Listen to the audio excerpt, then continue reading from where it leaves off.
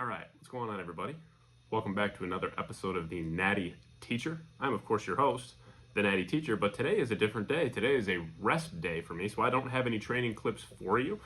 Tomorrow we'll be back with our Push A session, but before that, I figured I would take a minute and talk about the top 5, in my opinion, top 5 supplements any natural bodybuilder, lifter, fitness enthusiast, somebody who just likes to go to the gym for fun can consume on nearly, if not a daily basis. Okay, I've been training now for well over a decade, and I have found that these supplements are ones that either I've taken pretty much, if not every day since I started training, or they have been added in and stayed for quite a few years. So let's go through them. Again, there are 5, and this absolutely does not just apply to natural lifters. This also can apply to enhanced lifters as well. These are just really, really basic supplement staples that I would highly recommend. No supplement is ever required depending on your diet, in your recovery and sleep and, your intensity in the gym. No supplement is ever required.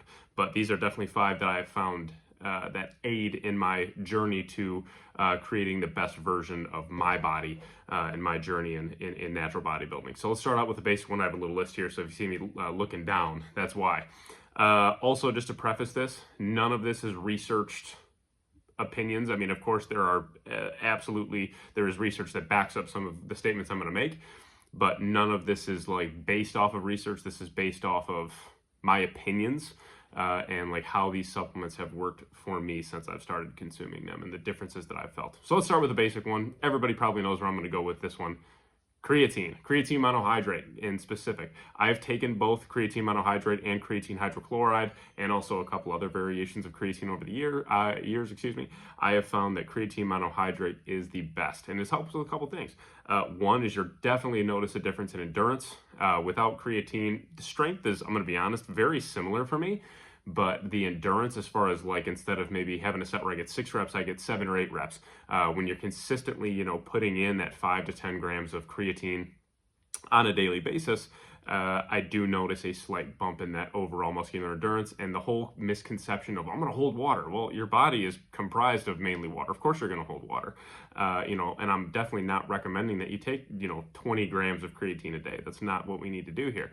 But creatine, I definitely notice a big positive difference as far as, overall output, strength, endurance, recovery.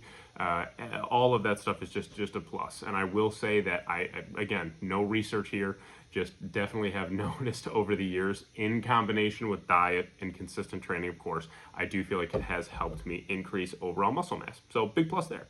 And these are in no particular order, by the way. So this is the first one. Again, for the dosage recommendation, you do not need anything more than 5 to 10 grams of creatine in a day. Anything over that, the old adage is you're just going to pee it out. And to be honest with you, that's where you could actually see some negative side effects of creatine, because it'll calcify and, could create even kidney stones and just stomach distress. We don't want that. 5 to 10 grams is all you need all year round.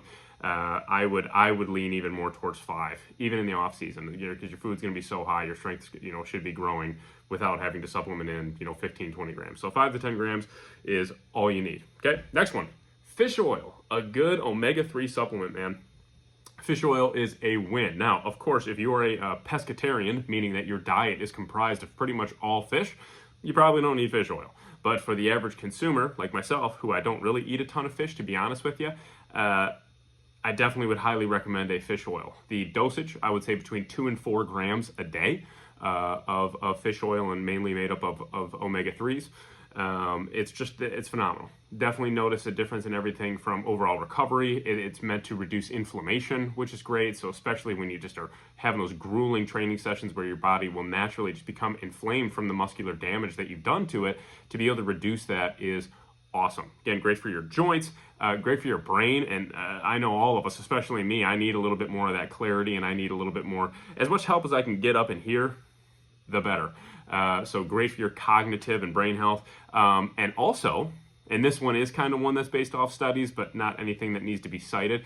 I will say that fish oil, when taken consistently in the right dosages, can definitely help with at least a minimal amount of overall body fat loss. Okay, You don't need to go anything crazy. Here's a little tip for you though. If you are somebody who tracks like your macros, tracks your calories, fat intake, all that, please make sure that you are accounting for your fish oil supplement, because what you'll notice is if you flip over the supplement label and you look above where it says total, or like total omega-3s or total fish oil, what have you, usually fish oil, if you take like 2 grams of it, will have about 20 calories and about 2 grams of fat, which doesn't sound like a lot.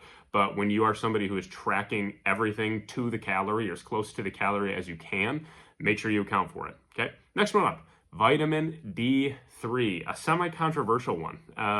Here I live in Michigan, so it is summertime, so my D3 naturally is going to be increased as I get more and more sun exposure and all that kind of fun stuff.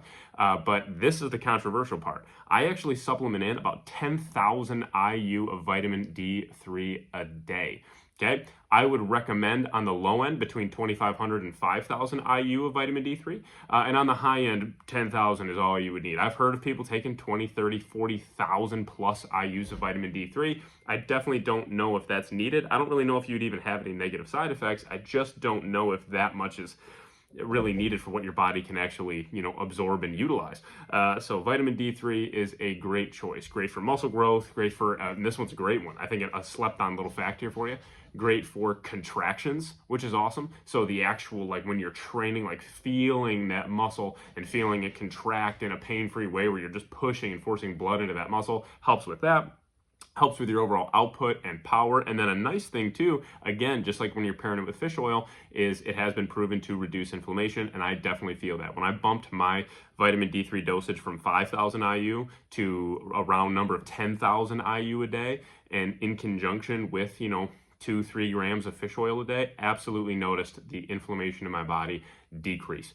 Okay, so vitamin D3, awesome to have. You can pair it with K2 as well. K2, and this one is kind of a research thing, but again, not anything I've experimented with, so I'll have to give it a whirl. But it has, apparently, I have been seeing a lot more and more lately about how K2 really actually does help absorb vitamin D3 more effectively. So maybe give either one a whirl. Again, I have yet to throw in the K2 mixture with vitamin D3, but I've found that taking D3 by itself absorbs very well, digests very well, and definitely has some positive health effects for me. Not just for muscle things, but just overall health and wellness, especially with the fish oil and D3. Those are just wellness supplements for sure. The fourth one, and this one will keep really short and sweet, and it's a very simple reason as to why I choose this.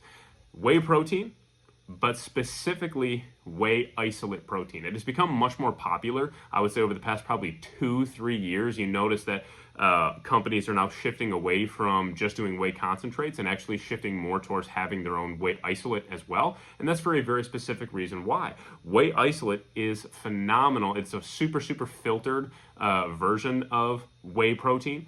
Okay, and it's very easy on your gut, unless you have a whey allergy. If you have a whey allergy, obviously replace isolate with some sort of, vegan protein.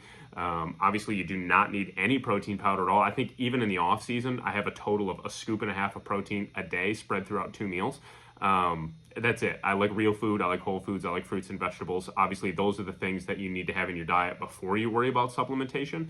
But having a whey isolate in there, especially some good tasting ones, it's just a plus, man. You can mix it with cream of rice. You can have, with shakes and smoothies. You can have it in addition to a meal on the side.